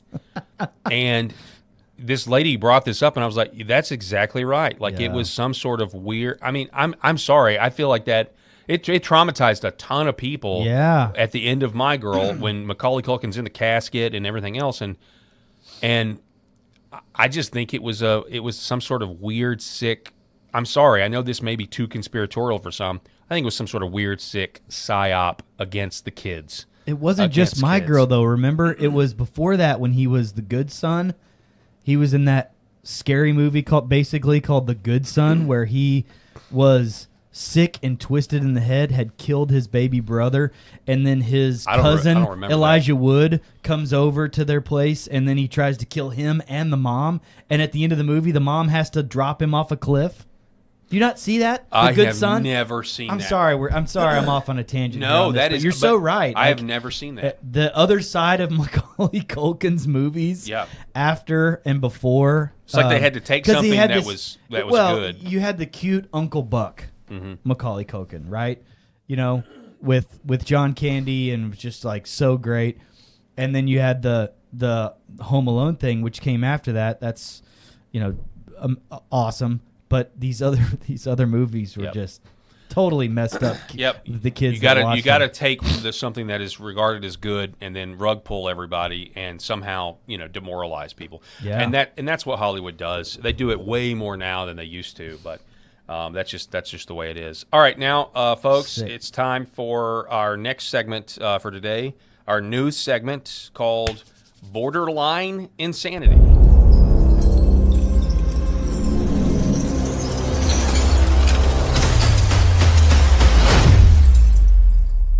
So for today's inaugural segment, Borderline Insanity, we're going to go to Mark Wayne Mullen, where Steve Day says, what exactly are we doing here? This is from The Blaze. DHS Secretary Mullen on immigration.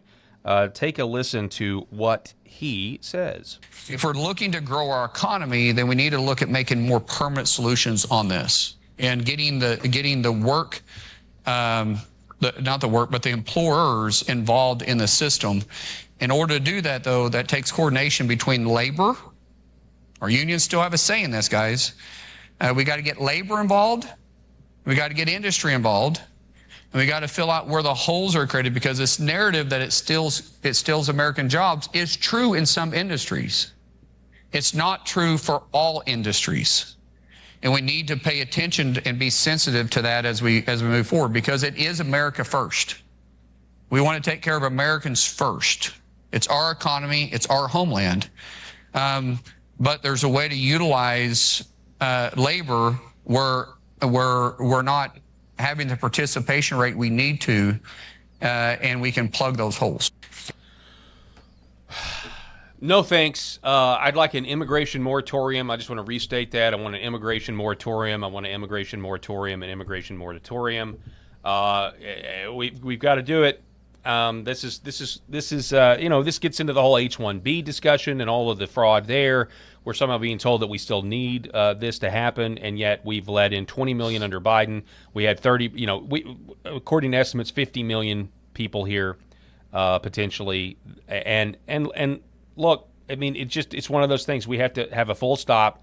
We have to take a stock in what's actually happened to our country in order to save it, and that takes really tough decisions. But not this type of this is the type of thing that is trying to pacify industries that don't want to don't want this to end. And I know the other side is like, well, you want higher prices. Look, how many people have gone on the air to try to justify the war in Iran, saying if you can't handle gas prices being high, then you're not a real look. That we're not a real country, or we're not a first world. Okay, all right. Well, why can't that you would have a lot easier time selling people if they said no, not Middle East wars. Okay, we're fatigued with that. We have Middle East fatigue. No, but in order to correct the abuses and usurpations that have been foisted on the American people by politicians and corporations, we are going to have a period of pain. And the overall goal is to get prices down. But look, people would, in order to save the country, the majority of Americans, or the people in the Republican base for sure, that know just how bad it is, and that the illegal immigration and legal H-1B immigration, what it's done to our jobs, they would be much more willing to sacrifice if you put it in those terms. This is about securing the country for your kids. This is your posterity. This is about the nation of the United States. It would go over much better than I think what the current messaging is. Now, that being said, or do you want to respond to that? That being said, we do have here's a few reaction to that. So Mark Wayne Mullen on August 1st says, no amnesty for illegal aliens ever. We are a nation of laws. If you are illegally present in the United States of America, you will be detained and deported. Aaron McIntyre says, yesterday you revealed that not only are we not doing mass deportations, now there are some interesting new numbers about how many people have been deported, and we'll get to that here in just a second. He says, but we naturalize more people than we've deported. And Mark Wayne Mullen did say that. Or at least he talked about how many people have been naturalized. Biden let in at least 20 million, and you haven't even removed 10% of those people. Forget the 30-plus million who were already here. If this were 4 months into the administration, that might be understandable, but we are now staring down the midterms that will likely be lost because we're fighting another foreign war, and the likelihood of deportations ramping up if Dems win the House is approaching zero. Yes, the Trump administration is better on immigration than Dems. Yes, it's even better than any GOP administration we likely would have gotten under any other candidate. But he says it's still a total disaster. He says, get rid of this guy and give me the most ruthless lunatic you could find. Stop making excuses and get the job done. That's what Orrin McIntyre said, who's also a colleague of Steve Deace. Now, in other news, Andrew Colvett talked about this. This was a viral tweet that went out about he's claiming that he spoke to sources at DHS. A new report on deportations for the last 12 months just dropped, which includes all deportation flights, commercial and governmental planes. And they're saying now the total alien force of departures is 1.4 million, over 1.4 million, and that the last 7-day average of forced removals was 4,291 per day, believed to be a new all-time high. And that does not include self-deportations. Now, I will say this. I know personally of one person who has self-deported. I wasn't like personal friends with this person, but I did know of him. He was in this community, and he self-deported with the hope of trying to come back legally. So it is happening. At least I know of one instance that I verified that it has happened.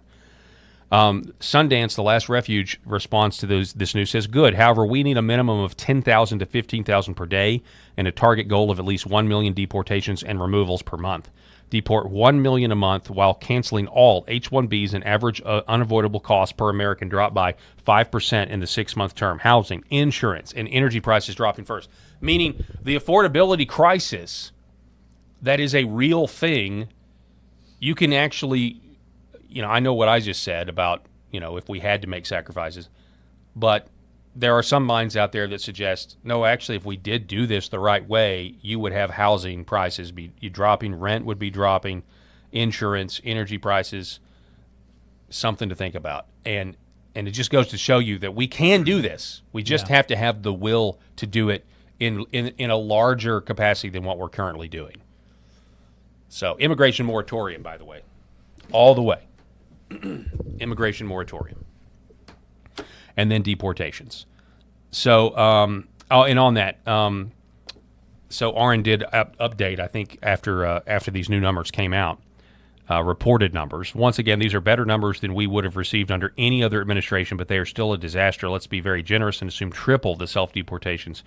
We're still nowhere close to removing half the people Biden let in during his term. I mean, it really goes to show you what a gargantuan problem, to tackle. It really is. I am not saying that this is easy at all, but we got scared because Renee Good hit somebody hit an officer with her car and got killed, and then Alex Preddy scuffled with the officers, and we all know how that went down, right? I mean, it looked bad, and we just pulled out, though, right? It's like, okay, this is too much.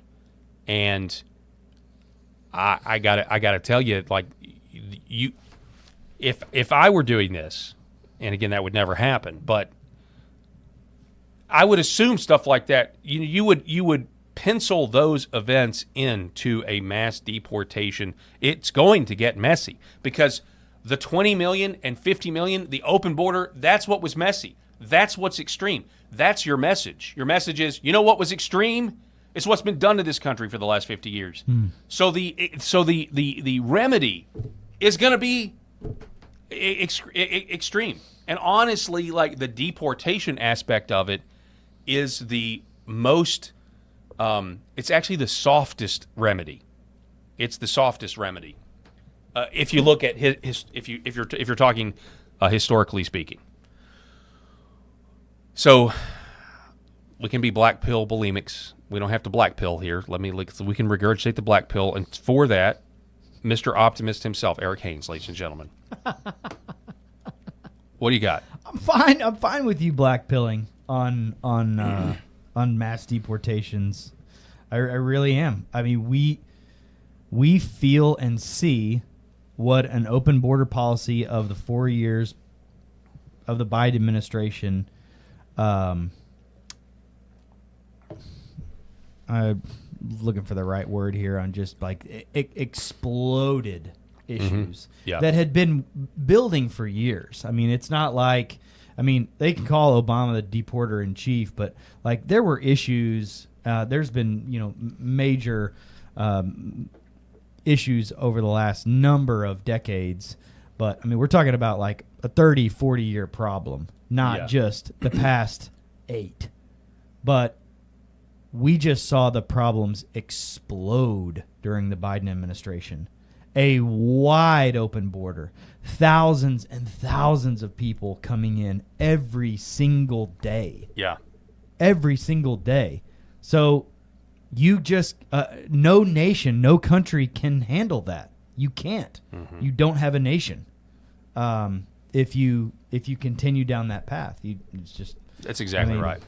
So here we are. Whether to have a country or not a country, or or an economic zone. I mean, that's what's going on right now, and that's the debate, and that debate is being had in a lot, mainly within the Republican Party at this point, right? Yeah. Of like to how quick do we do this? How ruthless do we do this? And some areas of certain cities and certain sanctuary cities and a lot of the big cities where a lot of those migrants really, really swelled and focused their attention as far. And look at the situations now. Those folks are on the streets calling for Sharia law and everyone in America to be converted to Muslim faith and all the Free Palestine organizations. And I mean, they are congregating and gathering in mass in places now. So we're watching this play out, and it's not good. It's sad, actually. Yeah, clearly make the argument that you could start with Muslim deportations, and also banning their immigration. You could start there, but a total immigration moratorium is what's going on.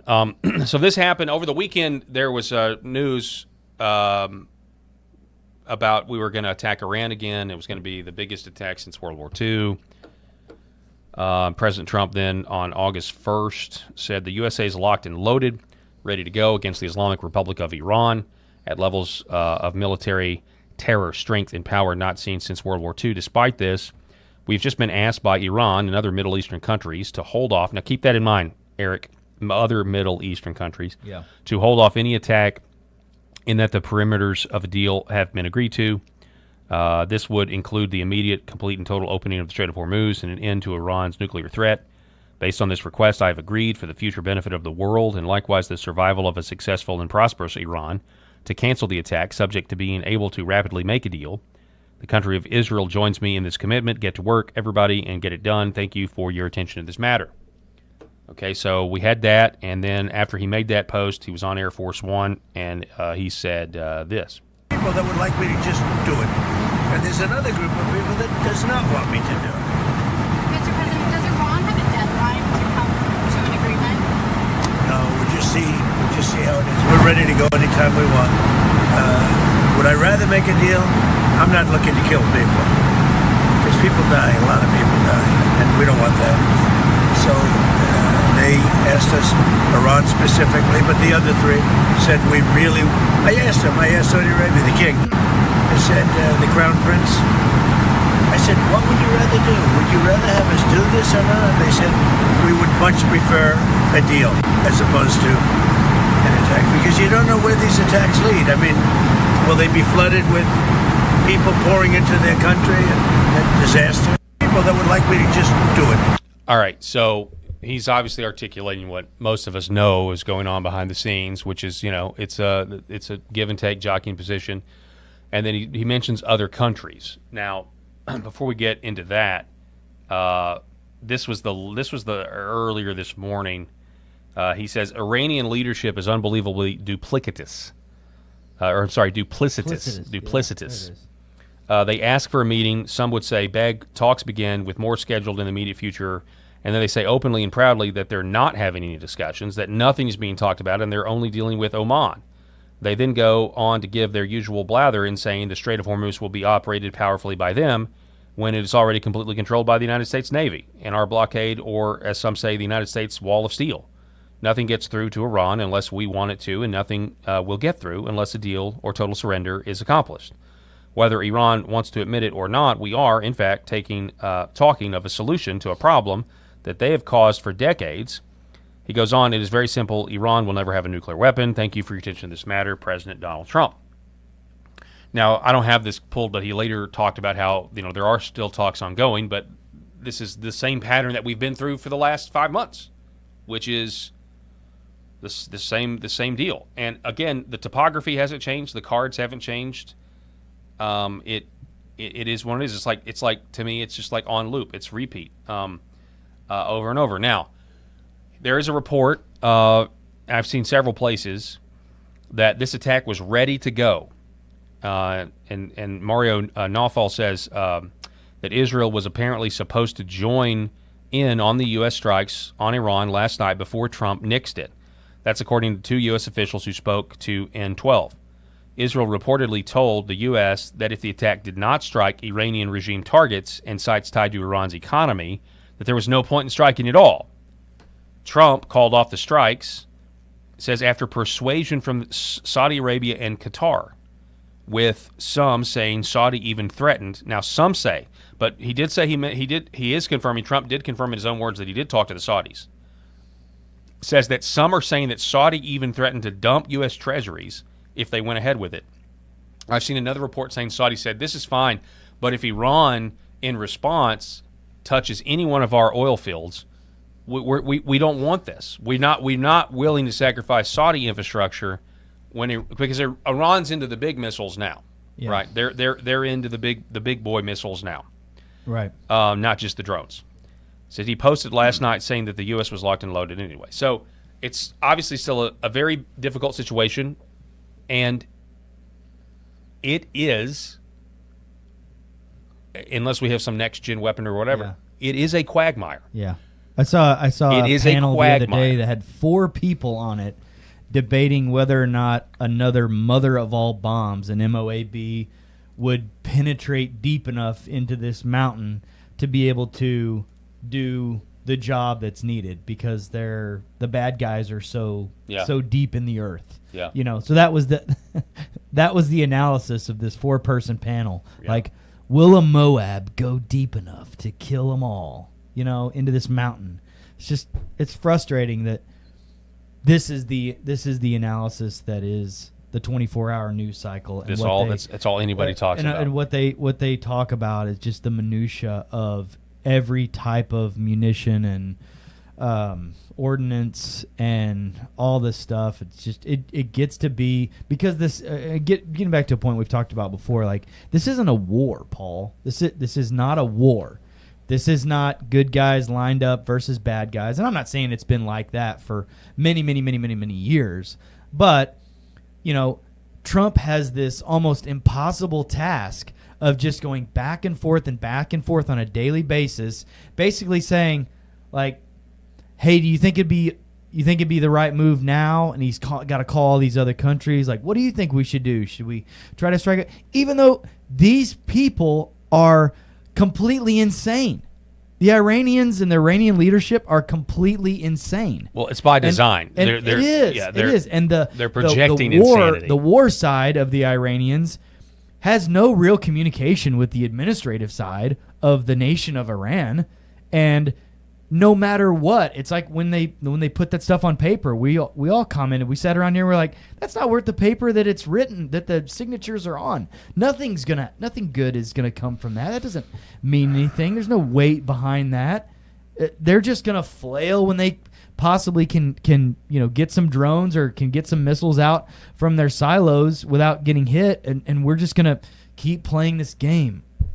And it's just going to keep going on and on and on. And that's a problem, because the public starts to just get annoyed by it. It feels like an endless war. It's just endless. It's not. And we're dominating. It's not. I mean, I know we've lost some great soldiers, and I I feel horrible that has happened, but we are just absolutely, decimating what we do and what we hit without really that much of a response at all. I mean, we'll go in and do all these, strikes and blow all this stuff up, and they'll lob a bomb over to one of the other neighboring Middle Eastern countries. Yeah. We have to try to go after one of our bases where some of our soldiers are. But our bases have taken a lot of hits. Yeah. I mean, we and that's about all they can do. Right. Try to send a drone through, and maybe it'll get through the iron domes of whatever. We're according to some reports, and again, who knows? I don't even know if this is true, because I don't trust what the mainstream media says about what's happening domestically. But depending on who you read, we've lost significant bases, and we're pulling troops out of bases. And, I get that we have conventionally superior firepower, and yet they still have drones. They still have missiles. They're prepared for the long game, and we're prepared for the long game. Although we did have Jennifer. What's the foreign news correspondent over there at Fox? Jennifer Griffin. Yeah, she came out over the weekend and was like, there are reports that we don't have enough Patriot Patriot missiles. Our interceptors are down. We are now getting so low in our interceptors that we're not going to be able to protect these people anymore, meaning our own troops as well as Israel. And so... Yeah, it's a PR mistake for Hegseth and Trump to go out and be so... I'm not going to say arrogant, but just really, really... this is what we've done, and this is we're just... because then... when they respond and do anything at all, then it hurts that credibility. I know, and I think they're very credible people, but I can't ignore. But we can say at this point, however 5 months in or whatever, you could technically say this is not another endless war. We haven't been there for a year, we haven't been there for 5 years, we haven't been there for 20 years. But the war is over, we have a deal. Now it's not. Now we have a deal. It then makes it feel like an endless war. And it makes it feel like, and it is a giant distraction from domestic issues, and it is weighing the administration down. And we talked about this last Monday, as a matter of fact. It's just you can't help but think about this in terms of the midterms and the American people facing the possibility of having to live under the Democrat Party again. And so I'll just leave it at that. Sound off in the comments. Tell me where I'm wrong or dumb or stupid. I don't really care. I respect you guys. I know you guys are kind, but that's just the way I see it. And I've got Middle East fatigue real bad. Last story before we got to go. Are dogs racist, or can you be racist towards a dog? Well, according to this actor, and of course actors are smart and really like the upper. Actors really are best when they're telling us how to live our lives. Eric, I know you got to go, brother. Thanks for being with us. Appreciate you, brother. Actors are really best when they're telling us how to live our lives. Here is actor, who is this guy? John Bernthal from The Odyssey. Saying that my dogs are the greatest, and they're so the myth of the pit bull is a lot of bullshit. People got to stop that. They got to stop. People got to stop that. Pit bulls don't attack. No, man. It's just racism. It's just dog racism. Right. I think to be afraid of a breed of dog is completely ridiculous. It's like being afraid of somebody for their race or their sexual orientation. It's completely ridiculous. And I think if you see somebody, look, if a pit bull bites you, it's got to suck. You know what I mean? But they're no more likely to bite you than a Chihuahua or any other breed of dog. That's ridiculous. It probably has more to do with who owns them and how they were trained. Yeah, I think that a lot of knuckleheads, unfortunately, are attracted to that breed of dog. And to me, when I see some wannabe gangster getting pulled down the Venice Beach by his pit bull, and I'm like, you feed that fucker, and he's pulling you down the, to me, that's not manly or strong at all. I think you got to train your dog. Dog racism. Well, he is certainly right. You got to train your dog, and most people don't train their dogs. Okay, so I guess I would sort of agree with him there. Most people, regardless of what breed you have, now he's talking about pit bulls, it's dog racism. But most people who have dogs don't train them well. This is a fact. This is actually true, I think, for a lot of the reasons. So then when you get a dog, so you already have people that don't train them, so then when you get a breed that is prone to violence And that is the case. Like, that's the thing. It's just not dog racism. Pit bulls kill people every single year in far greater numbers than even German Shepherds. Okay, German Shepherds are fantastic dogs. I mean, that's the type of dog that I have. But I'm under no illusions that you have to train them right, because if a dog like that does decide to bite, then you're going to have a problem. Pit bulls, though, are literally bred to fight other dogs. That's where this comes from. They were bred to fight other dogs. And so they're incredibly territorial, and it's not a year goes by that you don't have some horror story about some mother who had bought a pit bull. This is a real story where the pit bull turned on her child and killed the child in front of the mother. The mother could do nothing about it. And I'll just be real, like, as somebody who is libertarian, and I'm not a libertarian now, and I believe that banning things is good sometimes. Sorry to any pit bull owners out there. I think the breed's so dangerous that it should be banned. I really do believe that. And you can say that, you in a way you can say, well, you hate that. But if there's already, most people don't train their dogs well. But if you have a Labradoodle, it's really not that big of a deal. No one's worried about a Labradoodle turning and killing your baby, but they might jump up on you and scratch you or something.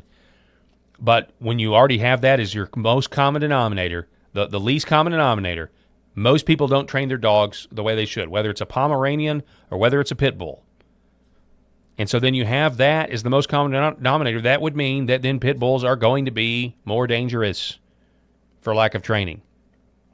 So yeah, I'm count me in the ban pit bulls camp. Sorry to all you pit bull owners out there. That is, I literally have raised my daughter to not go near those animals. I literally have raised her to be a breedist towards those dogs. She knows it too. And I've told her, because she loves dogs. And again, we got a great big German Shepherd, right? So, the idea is like, and you can do anything you want to our German Shepherd. He's not going to, well, unless you're Rob's son. One time, we were live on the air when this happened, and Rob's son came in, and he didn't know. And you guys witnessed how ferocious he can be when he's defending his territory. But he's got the best callback of any dog I've ever owned. He can be on a deer. We've got deer that get in our backyard sometimes. And, he can go after a deer in the middle of the night. And I call him back, and he stops chasing the deer and comes back. So really incredible dog. But, I don't even know where I was going with that. I totally messed up. Hey, in other news, let's see. We've got LifeSite News reporting another poll. Another poll has corroborated that American support for same-sex marriage, or marriage, while still a majority, is on the decline, likely due to the continued aggression of the LGBT lobby on gender issues. I think this is right, but I think I would go a step further. I think the polls are showing, the Economist YouGov's July 25th through the 27th poll, I think the reason that they're losing support is because people recognize that the slippery slope is real. And I think people, whether it's subconsciously or conscious, are beginning to believe that if we hadn't adopted gay marriage, we would not be transing kids. That one is connected to the other. That does not mean a gay person believes in transing kids. There are plenty that don't. But I believe people have connected the dot that you don't have transing kids and calling it healthcare without first adopting marriage much further up the slippery slope. And that is how I feel about that. That's all the time that we have for this edition of the Paul Harrell Program. I want to remind everybody that the Paul Harrell Program is powered by the Healing Veterans Project. You see the promo code on your screen. Go there now and donate. We'll tell you more about them tomorrow. That is all the time. I am out of time. We will see you tomorrow.